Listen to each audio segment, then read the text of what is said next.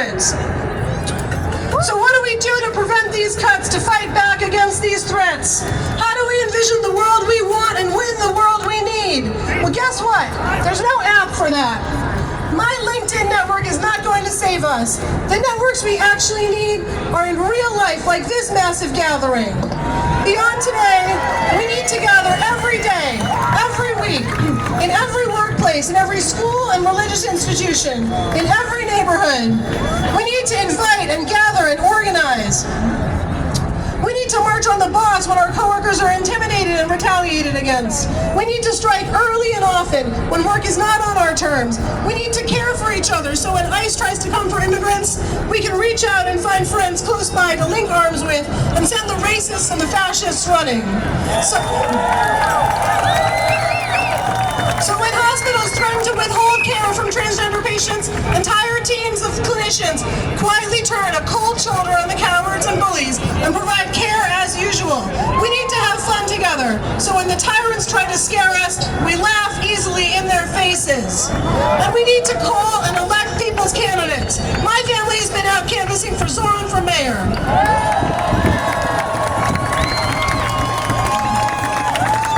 Recognize the attempts to divide us for what they are. Tired tricks of the insatiable ruling class. Because the only thing rich tyrants truly fear is our solidarity.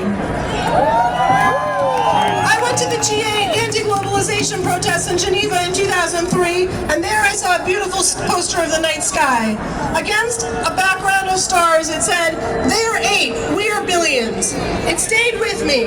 I'm a mom now, one of billions, so I think about the future a lot. And in the future, I see us together, and we are billions strong.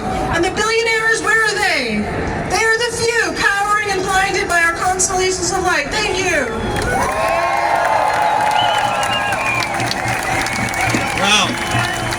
And our next speaker is Veronica Salema, who is a staff attorney with the New York Civil Liberties Union and a lawyer on Mahmoud Khalil's legal team.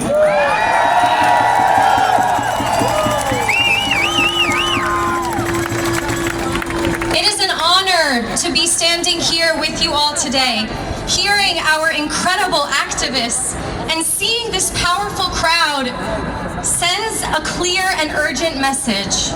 New Yorkers will not stand idly by while our government, our communities, and even our Constitution are threatened. Almost 2 months ago, this administration abducted Mahmoud Khalil, a Palestinian, a green card holder, a Columbia University graduate student, from his home. They forcibly transferred him to an ICE detention center in Louisiana, where he has already missed the birth of his first child. Pro-Palestine protest.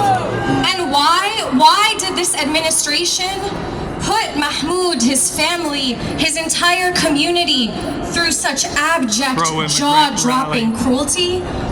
Because Mahmoud exercised his First Amendment rights. From inside detention, Mahmoud writes, and I quote, "My arrest was a direct consequence of my exercising my right to free speech as I advocated for a free Palestine and an end to the genocide in Gaza," end quote. And it's true. The Trump administration started with Mahmoud to send a message that anyone who disagrees with this president will face consequences. But let's be clear, the First Amendment protects everyone.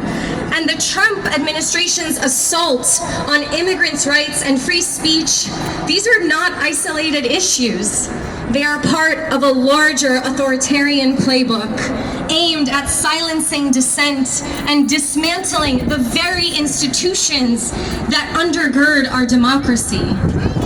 Federal officials proudly described Mahmoud's arrest as a blueprint, and we've seen it unfold in real time. They've snatched people off of the streets. They've threatened international students and scared some into leaving this country. They've accidentally deported people without due process.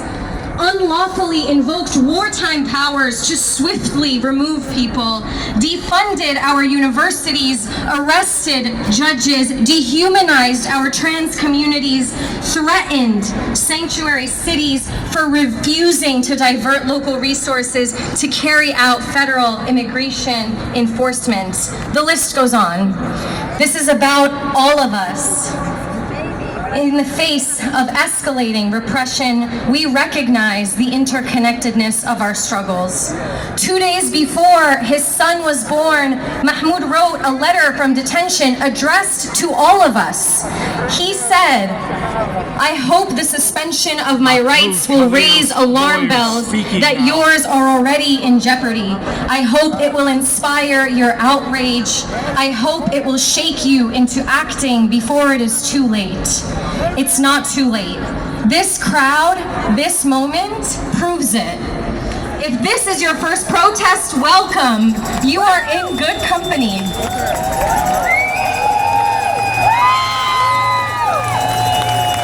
We at the NYCLU and our partner organizations are fighting. We stand with Mahmoud and we will not rest until he is home.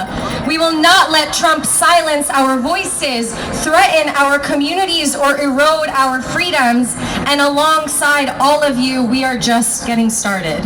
Thank you. Foley Square, May 1st, 2025. Anti-Trump protest. My name is Chris Pro-immigrant Knowles. rally. I'm proud to say that I am Free the Palestine president rally. of IFPTE Local 98, representing the Army Corps of Engineers workers here in Lower Manhattan and all around New York and New Jersey. I'm required to say by government regulation that anything you hear me say today is my views only and not that of the Department of Defense. I have a real honor to introduce our last speaker. Very briefly, I'm just going to say that I started my